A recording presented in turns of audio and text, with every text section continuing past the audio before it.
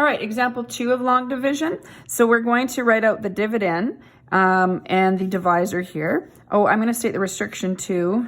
Before I forget, I'm going to put it in my answer, or I should, but x cannot equal 3. So it's just the restriction on the divisor. Okay, so we're going to have x minus 3, open up the brackets, or sorry, not bracket, I guess division sign here. 4x cubed. Now I want things to line up. You'll notice there's not a missing an x squared. So I'm going to put a placeholder in of 0x squared so things line up nicely. Minus 3x plus 5. Okay, so how many times is x going to 4x cubed? Much easier to think of. What can I multiply x by to get 4x cubed? 4x squared. 4x squared times x is 4x cubed. 4x squared times negative 3 is negative 12x squared. So we're going to put our line there, subtract, make sure you put brackets because you're subtracting the entire binomial, not just that first term. Subtract the first term. 0 minus negative 12x squared is positive 12x squared. Bring this down. You don't necessarily need the arrows. I'm just sort of putting them in there in the beginning for us. But you bring down the negative 3x. So now, what would I multiply x by to get 12x squared? I would have 12x. And again, you're checking it when you're multiplying it through. 12x times x is 12x squared. 12x times negative 3 is minus 36x. Close your brackets, or sorry, open, I meant to draw the line. Put a set of brackets there, minus. Subtract that, negative 3 minus negative 36 is positive 33x. Bring down that 5. X times what gives me 33x? That would be positive 33. So 33 times x is 33x. 33 times negative 3 is negative 99. Again, we want to subtract. 5 minus negative 99 is 104. So we have quite a large remainder on this one.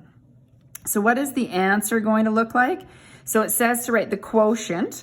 So 4x squared plus 12x plus 33 plus the remainder over the divisor. So that would be 104 over x minus 3. Okay, so this is what my answer would look like. Let's look at the verify, and I'm going to have to just use the space below here a little bit. To verify, what you would do when you have a remainder is you still multiply your divisor by your quotient.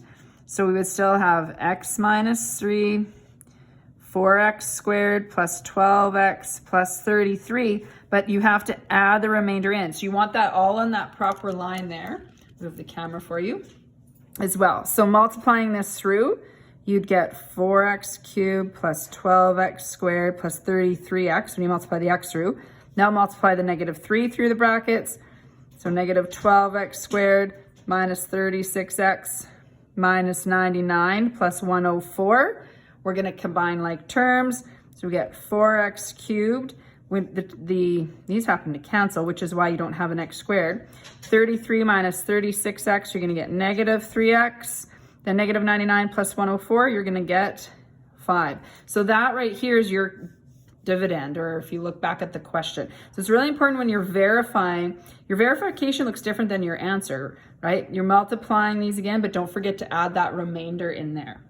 Okay, and, oh, I know what I forgot. As usual, I should really write my restriction in my answer there too. I don't really need the arrow.